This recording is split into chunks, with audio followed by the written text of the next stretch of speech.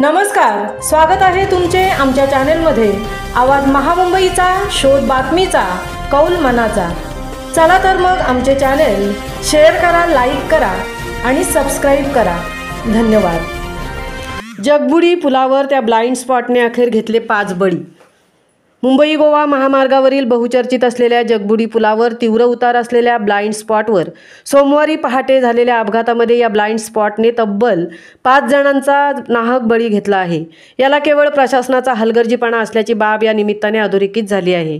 महामार्गावरील नवा जगबुडी पूल अपघाताचे केंद्रबिंदू ठरत असून तीव्र उताराने लागलीच वळण असल्याने वाहन चालकांना या वळणाचा अंदाज येत नाही। त्यात पुलावरून जाण्यासाठी या ठिकाणी मोठ्या प्रमाणात मोकळी जागा असल्याने वाहने थेट नदीपात्रात कोसळून अपघात होत आहेत। या ठिकाणी कोणतीच उपाययोजना नसल्याने अपघाताचे सत्र या पुलावर कायम आहे। याचाच प्रत्यय मुंबईहून देवरुखच्या दिशेने जाणारी किया कार तब्बल 100 फूट नदीपात्रात कोसळून झालेल्या अपघातातून ही बाब स्पष्ट झाली आहे। मुंबईहून गोव्याच्या दिशेने जाणारा तीव्र उतार आणि लागलीच वळण असल्याने या ठिकाणी वाहन चालकाचे गाडीवरील नियंत्रण सुटून अपघात होत असल्याची बाब यापूर्वी झालेल्या अपघातातून निदर्शनास आली आहे। असे असताना प्रशासनाकडून अद्याप कोणतीच उपाययोजना न करण्यात आल्याने सोमवारी झालेल्या अपघातात गेलेले 5 बळी हे प्रशासनाच्या हलगर्जीपणामुळेच गेले असल्याचा आरोप होत आहे। 2 जोड पुलांच्या मध्ये असलेली मोकळी जागा हीच आता अपघाताला कारणीभूत ठरत आहे। यापूर्वी या पुलावर अनेक मोठमोठे अपघात झाले आहेत। वाहने नदीखाली कोसळली आहेत।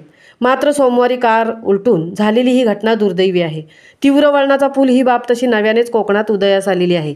जगबुडी पूल वळणावळणाचा बनवला गेल्याने हा पूल वाहतुकीसाठी धोकादायक असल्याने या ठिकाणाला ब्लाइंड स्पॉट जाहीर करण्यात आले आहे। मात्र त्यावर ठोस उपाययोजना करणे गरजेचे असताना प्रशासन मात्र आणखीन किती बळी घेणार हा प्रश्न विचारला जात आहे। या ठिकाणी अनेक अपघात होऊन त्यामध्ये अनेक जण जायबंदी तर अनेक जणांचा जीवन प्रवास थांबला आहे। असे असताना या पुलावर उपाययोजना करण्याची दखलच घेतली नाही। 2 पुलांच्या मध्यभागी असलेली धोकादायक जागा लोखंडी जाळीने झाकली जाण्याची मागणी होत असताना त्याकडे पूर्णतः डोळेझाक केले गेल्याने 5 बळी गेले असल्याचा आता आरोप होऊ लागला आहे। अजून किती बळी गेल्यानंतर प्रशासनाला जाग येणार हाच प्रश्न आहे। कायमस्वरूपी तोडगा काढण्याचा प्रयत्न।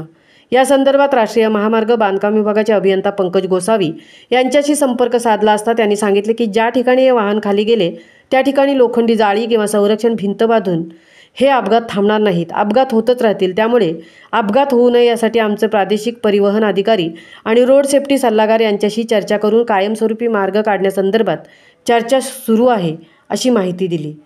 आवाज महामुंबईचा चॅनेलसाठी देवेंद्र जाधवसह तृप्ती भोईर, खेड।